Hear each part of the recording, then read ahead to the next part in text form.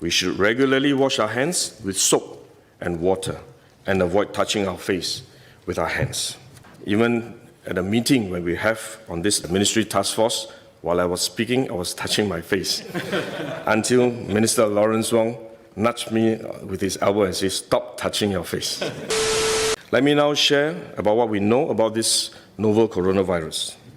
This virus comes from the family of coronavirus, which includes other viruses such as MERS and SARS, as well as the milder variants causing common cold.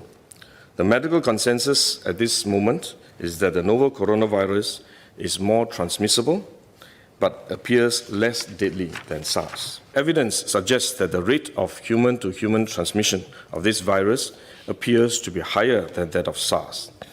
For now, the evidence also suggests that transmission is mostly via droplets.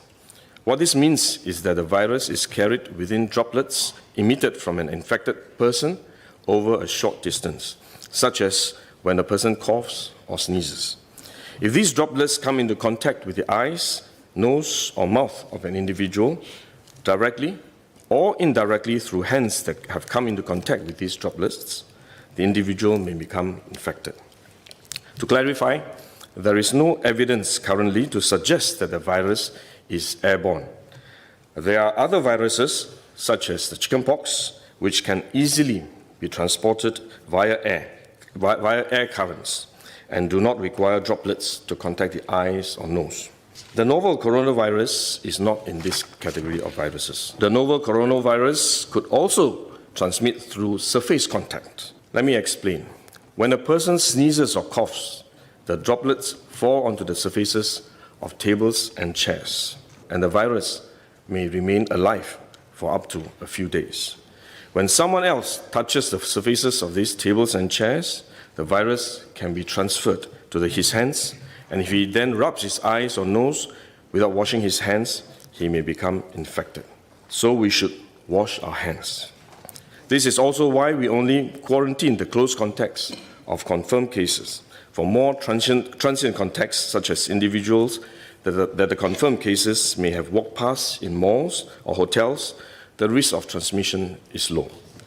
For coronavirus generally, the person is most infectious when he is displaying symptoms, or what you call symptomatic. And this is likely to be the case for the novel coronavirus as well. There is evidence of limited spread from a person without symptoms during the incubation period. However, this form of transmission may be uncommon and has so far involved isolated cases only. At this point, the evidence still points towards higher transmissibility when the person is displaying symptoms. As such, medical professionals, both overseas and in Singapore, have advised that the most effective way that we can protect ourselves is to practice good personal hygiene. We should regularly wash our hands with soap and water and avoid touching our face with our hands. These may sound simple, but actually they're very difficult to do because all of us touch our face all the time. Even at a meeting when we have on this ministry task force, while I was speaking, I was touching my face until Minister Lawrence Wong nudged me with his elbow and said, "Stop touching your face." So it is simple but extremely difficult, but are actually very effective in preventing all kinds of infection.